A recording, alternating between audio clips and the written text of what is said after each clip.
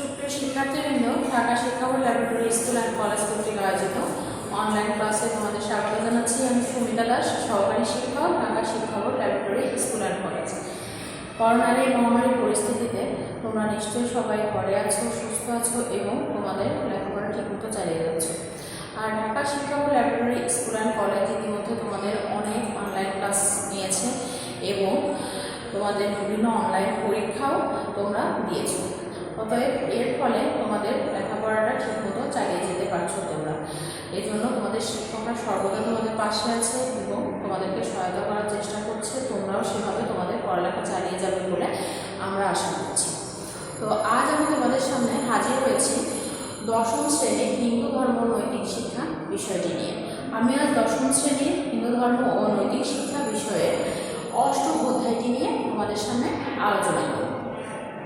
তো শিক্ষার্থীরা, সামনে তোমাদের আর একটা পরীক্ষা হবে। এই পরীক্ষার বিষয়ে একটা নির্দেশনামূলক ক্লাস আমি তোমাদের সামনে নিব। তা আজকে আমি তোমাদেরকে অষ্টম অধ্যায় নিয়ে তোমাদের সাথে আলোচনা করব। তো তোমাদের অষ্টম অধ্যায়ে যে আলোচিত বিষয়, সেই বিষয়গুলি আমি তোমাদেরকে প্রথমে বলছি। অষ্টম অধ্যায়ের নাম হলো, তোমাদের অষ্টম অধ্যায়ের নাম হচ্ছে ধর্মীয় উপাখ্যান ও নৈতিক শিক্ষা। তো এই অধ্যায়ের মধ্যে যে আলোচিত বিষয়গুলি রয়েছে সেটা হচ্ছে, তো তোমাদের অধ্যায়ের নামটা আমি লিখেছি ধর্মীয় উপাখ্যান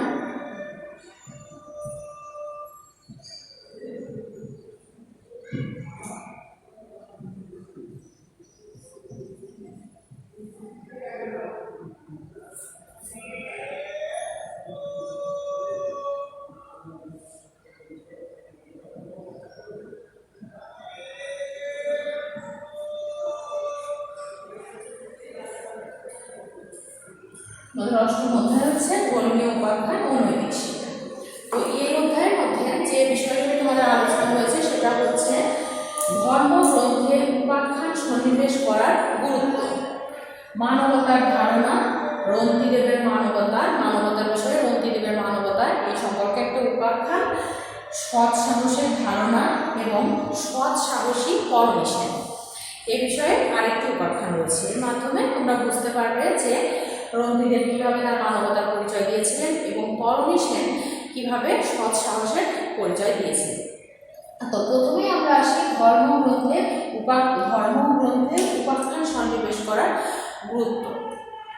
তো প্রত্যেকটা ধর্মগ্রন্থে যে বিষয়গুলি আলোচিত হয় সেগুলি হচ্ছে জীবন চলার পথকে যেটা সুন্দর করে, যেটা আমাদের করা উচিত, সেই বিষয়গুলি কিন্তু ধর্মীয় গ্রন্থে আলোচনা করে।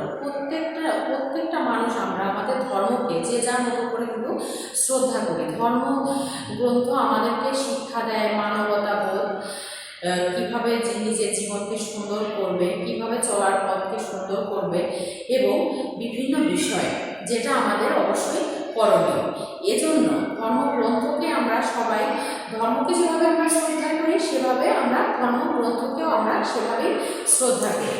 এই জন্য ধর্মগ্রন্থে বিভিন্ন উপাখ্যানের সন্নিবেশ করলে আমরা সেই উপাখ্যানগুলি পড়ব এবং তার মাধ্যমে কোনটা আমাদের করণীয়, কোনটা করা উচিত, কোনটা করা উচিত নয়, সেই বিষয়গুলো আমাদের কাছে আরও সুস্পষ্ট হবে এবং আমরা সেই কাজগুলো করব এবং যে কাজগুলো আমাদের করা উচিত নয় সেই কাজগুলো আমরা করব না।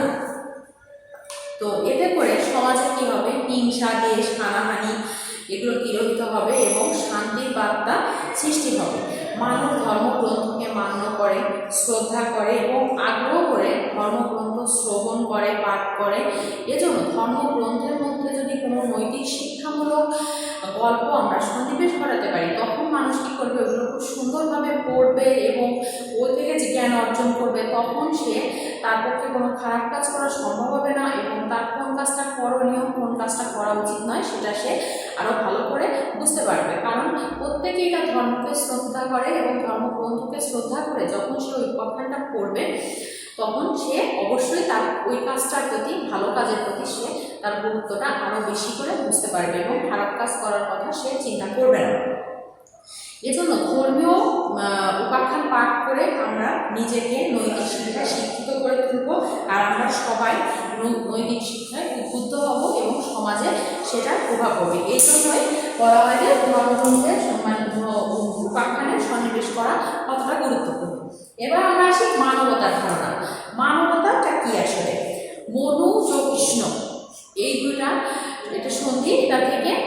শব্দের উৎপত্তি হয়েছে। মানুষের কিছু সহজাত প্রবৃত্তি থাকে, যেমন মানুষ জন্মগ্রহণ করে, মৃত্যুবরণ করে, তার মধ্যে হিংসা আছে, দেশ আছে, ক্ষুধা আছে, ক্ষুধা নিবারণ করে, সে এরকম বিভিন্ন কিছু করে। তো মানুষ এগুলো করে, পশু পাখিরও কিন্তু ক্ষুধা আছে এবং বিভিন্ন অঙ্গভঙ্গি করে, অনেক কিছু করে, কিন্তু পশু পাখির মধ্যে কিন্তু মানবতা যে জিনিসটা সেটা নেই, এটা মানুষের মধ্যেই আছে। কিন্তু মানুষ মানুষের আচার আচরণ দিয়েই কিন্তু প্রকাশ করবে মানবতাটা কি, তা না হলে পশুর মধ্যে মানুষের মধ্যে কোনো পার্থক্যই কিন্তু থাকে না। মানুষকে তখনই প্রকৃত মানুষ হিসেবে চিহ্নিত করা যাবে তখন সে তার মধ্যে কোনো বিশেষ জীবজন্তু থেকে তাকে আলাদা করা যাবে, তখন তার মধ্যে তার যে মানবতা বোধ, এই গুণগুলো যখন সে প্রকাশ করতে পারবে তখনই কিন্তু তার মধ্যে যে মানবতা আছে এই জিনিসগুলো আমরা বুঝতে পারবো বা প্রকাশ হবে। সেটা মানুষ হওয়ার জন্য মানুষের মধ্যে মানবিক গুণাবলী থাকা প্রয়োজন। তার যে সহজাত প্রবৃত্তি এটার মধ্যেই প্রকাশ পাবে তার মানবতা। তো মানবতা একটি নৈতিক গুণ, মানুষের মধ্যে দরদ, সংবেদনশীলতা, মানুষের প্রতি মানুষের যে ভালোবাসা, কিভাবে একটা মানুষকে ভালোবাসতে হবে, মানুষ তথা দেশ, সমাজ, নিজের আত্মীয় পরিজন, আশেপাশে আমরা যাদের সাথে বসবাস করি তাদের বিপদে আপদে আমরা কিভাবে তাদের পাশে দাঁড়াবো এবং কিভাবে সমাজের পাশে দাঁড়াবো, তার মাধ্যমে কিন্তু আমাদের মানবিক গুণাবলী প্রকাশ পাবে আমাদের আচার আচরণে। একটা মানুষ তৃষ্ণার্তকে অন্নদান, নিরন্নকে অন্নদান, তৃষ্ণার্তকে জল দান, তারপর আশ্রয়হীনকে আশ্রয় দেওয়া, এরকম মানে বিভিন্নভাবে বিভিন্ন সময়ে মানুষ বা আমরা যখন মানুষের পাশে দাঁড়াবো তখন মানুষের মানবিক গুণাবলীর প্রকাশ কিন্তু ঘটবে সেইভাবে। তখনই বোঝা যাবে যে তার মধ্যে মানবিকতা আছে কিনা। তখন মানুষ এবং পশু থেকে মানুষের এই পার্শ্ববিক সহজাত যে প্রবৃত্তি এগুলা থেকে কিন্তু মানুষ আর পশু আলাদা করা যায়। এটাই হচ্ছে মানবতা বা মানবিক গুণাবলীর মানবতার ধারণা। তো তোমাদের অষ্টম অধ্যায়ে এই মানবতার বিষয়ে রন্তিদেবের মানবতা এই বিষয়ে একটা উপাখ্যান রয়েছে। সেই উপাখ্যানটা আমি তোমাদের পড়ে শোনাচ্ছি। রন্তিদেব একজন রাজা ছিলেন। তিনি একবার করলেন যে তিনি অনাহারে থাকলেন 48 দিন। তো তিনি রাজা হয়েও কৃষ্ণের প্রতি ভক্তি ছিল তার সবসময় অবিচল। তিনি ছিলেন প্রজাবৎসল। রাজা হয়েও কিন্তু তিনি প্রজার মতো বা সাধারণ মানুষের মতো জীবনযাপন করেছেন। তো রন্তিদেব কখনোই পার্থিব বিষয়ের প্রতি আসক্ত ছিলেন না। তিনি শ্রীকৃষ্ণকেই সর্বদা সমর্পণ করেছেন, শ্রীকৃষ্ণের চরণে তার সমস্ত আশা বাসনা সমর্পণ করেছেন। তো তিনি অযাচক বৃত্তি করতেন। অযাচক বৃত্তিটা কি সেটা তোমাদেরকে প্রথমেই আমি বলি। অযাচক বৃত্তিটা হচ্ছে কারো কাছে কোনো কিছু চাওয়া যাবে, চেয়ে খাওয়া যাবে, কেউ যদি নিজের ইচ্ছায় কিছু দেয় সেটা খেতে হবে, এটা হলো অযাচক বৃত্তি। তো উনি এরকম একবার 48 দিন অনাহারে ছিলেন। 49তম দিনের দিন তিনি প্রচণ্ড 48 দিন ক্ষুধার্ত থাকা, মানে অনাহারে থাকার পর একটা মানুষ কেমন ক্ষুধার্ত থাকে সেটা তোমরা নিশ্চয়ই বুঝতে পারছো। 49 দিনের দিন একজন ভক্ত তার কাছে আসলো বা একজন লোক আসলো, কিছু খাবার নিয়ে বললো আপনি এতদিন না খেয়েছেন, আপনি খাবারটুকু খান। তো রন্তিদেব সেই খাবারটা খেতে যাবে, ঠিক এই মুহূর্তে একটা খুব রোগা একটা লোক, মানে তাকে দেখেই বোঝা যাচ্ছে যে সে অনেকদিন কিছু খায়নি এরকম, এবং পাশে একটা কুকুর সাথে করে সে এসে রন্তিদেবের পাশে দাঁড়ালো এবং তারা বললো যে খুব ক্ষুধার্ত, কুকুরটাও অনেক ক্ষুধার্ত। রন্তিদেব কুকুরটাকে দেখে বুঝতে পারছে খুব ভালোভাবে যে তারা অনেকদিন কিছু খায়নি।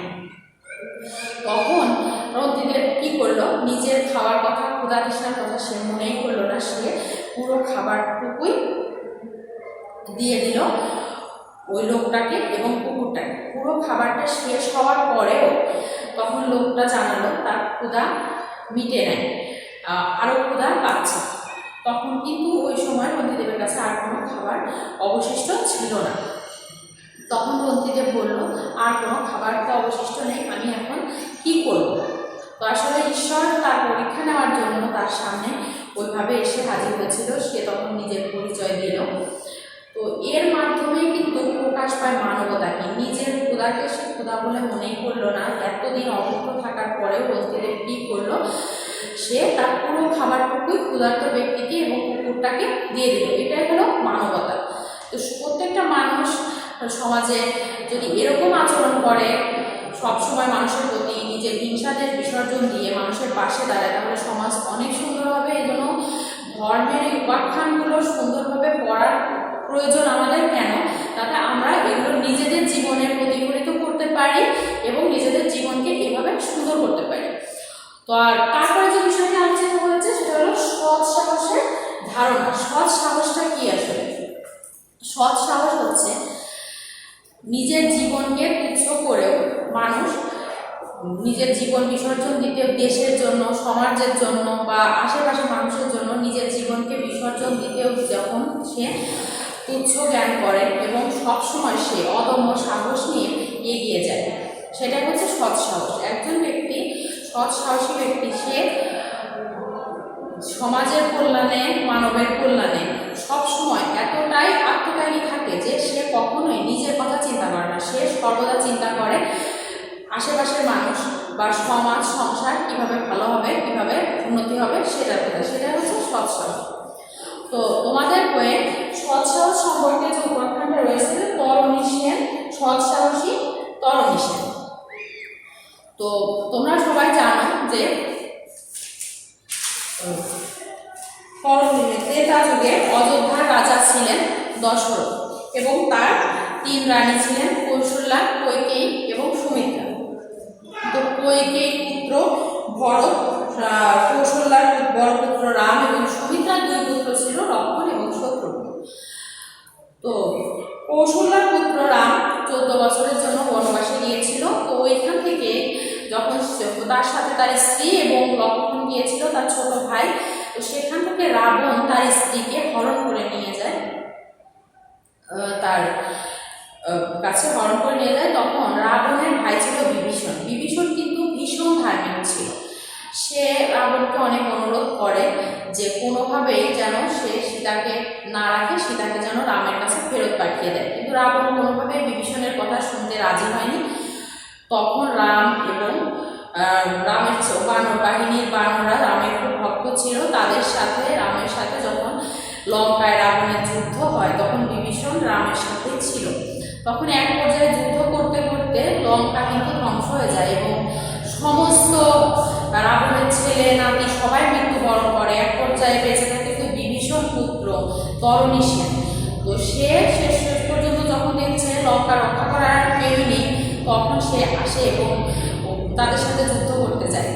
রাবণ তখন অনেকবার নিষেধ করছিল, না এতটুকু বালক, সে কীভাবে যুদ্ধ করবে, কিন্তু সে রাবণকে অনেকভাবে বুঝিয়ে সে যুদ্ধ করতে আসে এবং সে রাম নাম লেখা রামাবলী গায়ে জড়িয়ে রাম নাম জপ করতে করতে সে যুদ্ধে এসে হাজির হয় এবং যুদ্ধ করতে থাকে। তখন রাম তখন দেখে এই বালকের মুখে সর্বদা রাম নাম জপ করছে, কে এই বালক? বিভীষণের কাছে জিজ্ঞাসা করলে বিভীষণ তখন তাকে বলে, তার নিজ পরিচয় দেয় না, বলে সে এক রাক্ষস, ব্রহ্মাস্ত্র, একটা অস্ত্রের নাম বলে, এই অস্ত্র নিক্ষেপ করলে মারা যাবে, বৈষ্ণবস্ত্র ধনুতে যোজনা করলে মৃত্যুবরণ করবে এই রাক্ষস। তো তখন রাম বৈষ্ণবস্ত্র যোজনা করে বিদ্ধ করে তরণী সেনকে এবং সে রাম রাম বলতে বলতে মাটিতে লুটিয়ে পড়ে। তখন বিভীষণ দৌড়ে গিয়ে পুত্রকে কোলে তুলে নিয়ে হে পুত্র তরণী সেন বলে চিৎকার করে। তখনই রাম বুঝতে পারে যে এ আর কেউ নয়, বিভীষণ পুত্র তরণী সেন। তো তখন রাম ভৎসনা করতে থাকে বিভীষণকে। তো এভাবেই এই ছোট বালক কিন্তু নিজের জীবনকে তুচ্ছ জ্ঞান করে নিজের ভূমি রক্ষার জন্য, যখন সবাই যুদ্ধে বিপর্যস্ত, সবাই পরাজিত, মৃত্যুবরণ করেছে, তখন সে ছাড়া আর লঙ্কা রক্ষা করার কেউ ছিল না। সে নিজের জীবনের পরোয়া না করে কিন্তু কতটা সাহস নিয়ে এই যুদ্ধে এগিয়ে গেছে সেটা তোমরা বুঝতেই পারছো। তো এটাই হচ্ছে সৎ সাহস। তো আজকে এই অষ্টম অধ্যায়ে তোমাদের সাথে আমি যে বিষয়গুলি আলোচনা করলাম, তার মধ্যে 2টা উপাখ্যান, মানবতা, সৎ সাহস, এগুলোতে উপাখ্যানগুলো এবং এগুলো তোমরা খুব ভালোভাবে পড়বে, তাহলে আরও বিষয়টা খুব সুন্দরভাবে বুঝতে পারবে। আজকে এ পর্যন্তই, আর তোমরা ভালো থেকো। ধন্যবাদ।